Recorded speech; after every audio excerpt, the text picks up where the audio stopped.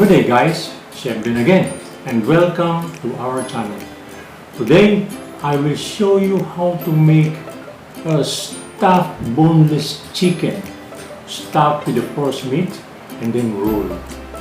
This kind of dish can be served with just plain gravy or basic brown sauce or any derivation from the basic brown sauce. Can be with red wine sauce, can be with cream, can be combined with tomato concasse or with some herbs. Before I forget, for first timer in our channel, after watching this video, please subscribe.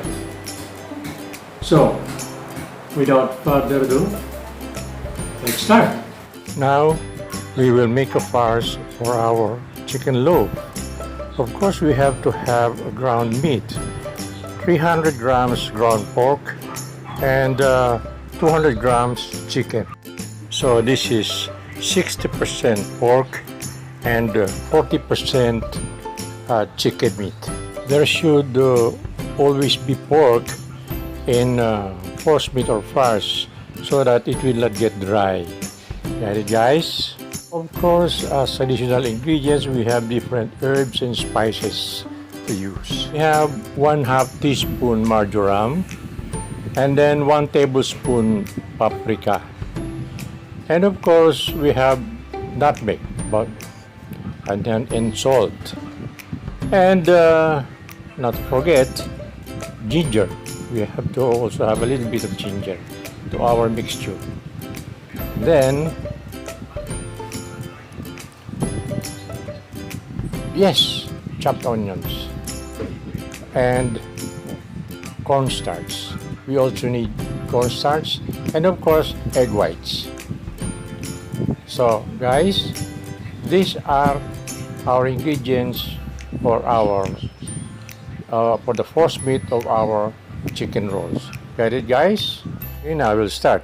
First, we have to have a food processor because we have to put all the meat in the food processor first. So that's the first procedure, and the meat should be well chilled when you place it in the food processor so that we can process it fine. Then you just have to cover it and then process it for about 1 minute. Yes, 1 minute.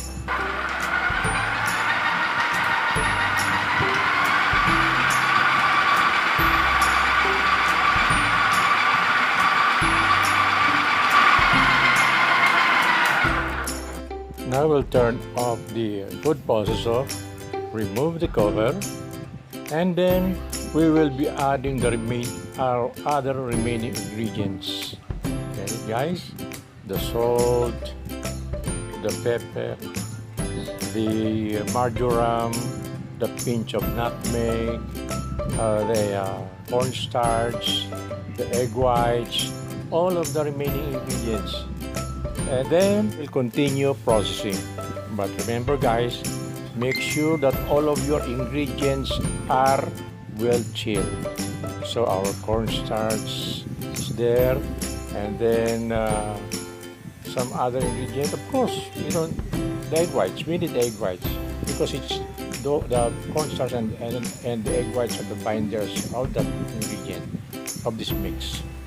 So that when we cook it, it is some kind of a solid. Okay guys, so we will start again. We will process it again. So it has to be processed until it's smooth and fine. The texture of a paste, something like that.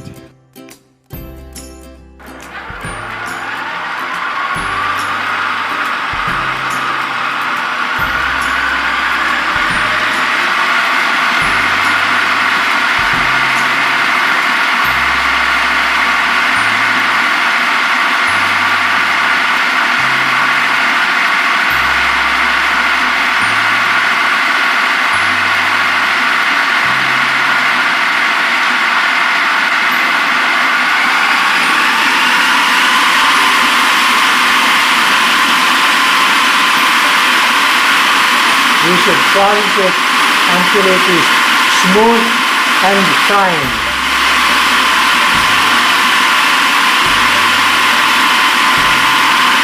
Until it resembles a paste.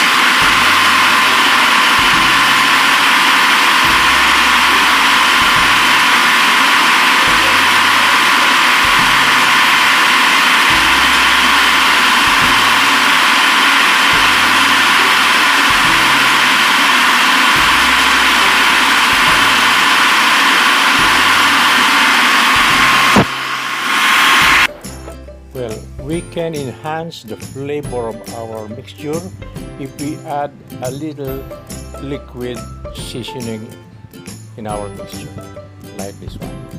About 1/4 teaspoon, not much.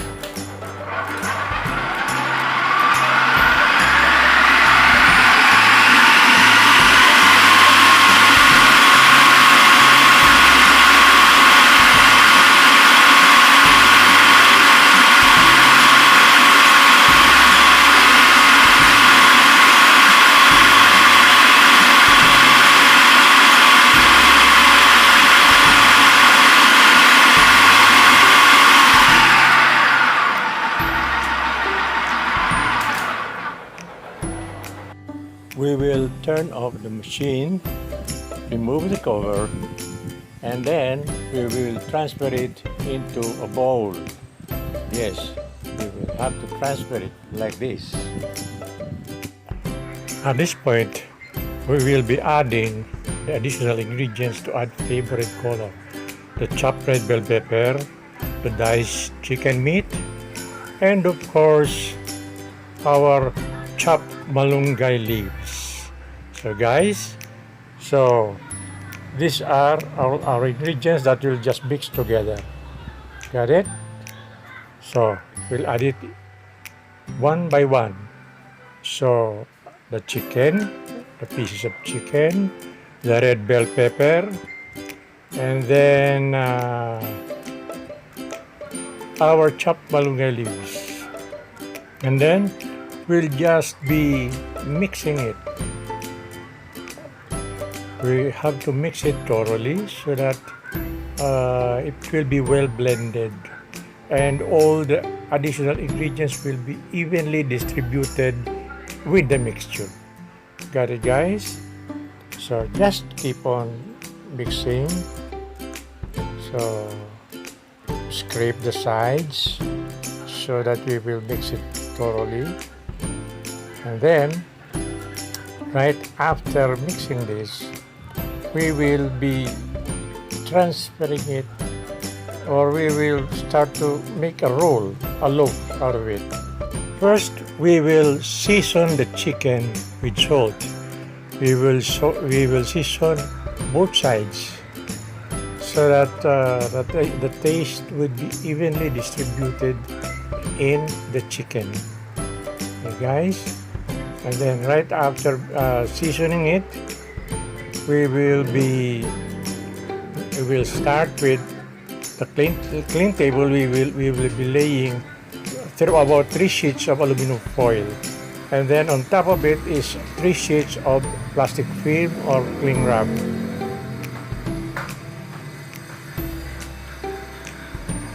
Then, so there is our cling wrap and wax paper, aluminum foil. Now we will add the chicken. We will put the chicken on top of the cling wrap. Make sure that we lay it properly, and then we will put on top our processed meat. Make sure that we spread it evenly on the chicken before we roll it. Yes, just like that. Okay, so we have to put about 250 grams of the filling into this chicken, and then we will have to roll it. Okay, just watch. Okay, now we'll start to roll it. First, we'll lift the plastic film, just like that, and then hold it firmly, and then roll it gently but firm, securing, of course, the ends, just like this. And then we will re-roll it again with the aluminum foil. Yes. So there, the aluminum foil. Okay. Roll it gently but firm. Yes, just like that. And then, of course, we have to really secure the sides. Yes, the sides. And then, afterwards, we have to twist both sides, countering, so that we could twist it firmly. We can make a nice cylinder. Yes, that's it. Okay. So, we're almost done. And then, now it's firmly secured. So, now we'll do the same with the other half of the filling, but this time there is no more chicken, just the filling. We will just repeat the procedure just like the way we do it, minus, of course, the chicken. There. You just spread it evenly. That way. Spread it evenly. Okay. And then, just like the chicken, we will start by lifting the plastic film, the cling wrap, and then rolling it. Okay. So, I hope all of you can follow on what I'm doing. I'm just making sure that the mixture is evenly distributed so that we can make a nice, perfect cylinder or loaf.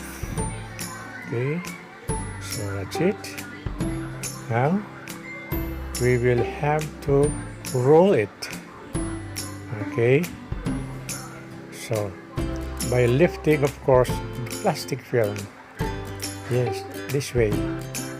And then rolling it very gently but firm. Okay, securing the sides there, and then place it again into the aluminum foil, and then rolling it again,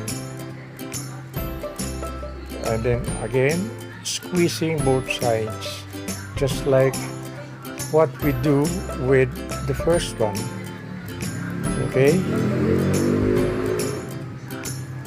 so that's it. Okay, make sure that's tightly squeezed for a real firm cylinder, a nice loaf when it's done. Now, and then what we do next is to prepare a pot with water, with boiling water. Okay, now here's the pot. At least half or maybe more boiling water, and then we will place the cylinder rolled chicken, and then we have to lower the heat to simmering point. Well, it's advisable not to cover it, because once you cover it, usually when you cover it, the temperature would accumulate, and then it would boil.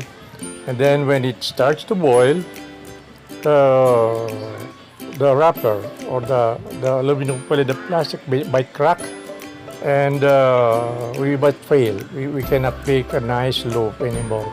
So it should only be simmered. It should only be poached. There should be no boiling.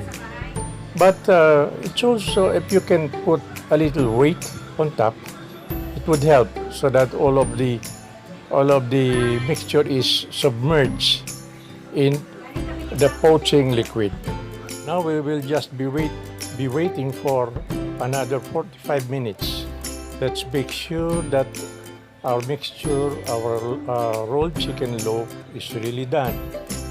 When our mixture is done, we will take it out of the poaching liquid, then we let it cool, and then we chill it inside the refrigerator. Okay, now here is our chicken loaf roll. After chilling it in the refrigerator, we take it out and we give color by roasting until golden brown. So, our chicken loaf roll. I believe I have shown you very clearly on how to make this particular dish. For comments and suggestions, just kindly write it down below. And before I forget, once again, for first timers, subscribe. So guys, thank you for watching. See you next video. This is Chef Ben Casabon signing off. And God bless us all.